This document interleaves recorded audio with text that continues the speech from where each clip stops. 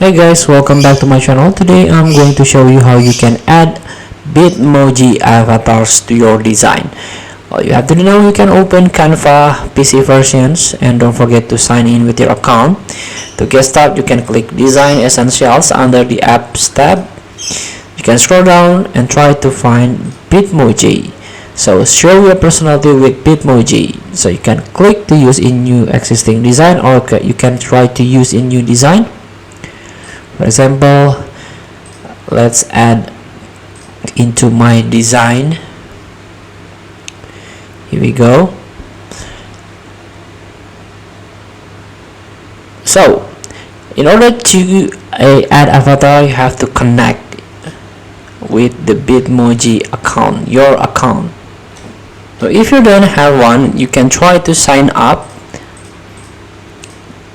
So after that, you can sign up and accept, and you can add your Bitmoji avatar to your design in Canva. Feel free to try. Thank you for watching. Don't forget to comment, like, and subscribe, and also the text button below. See you in the next video.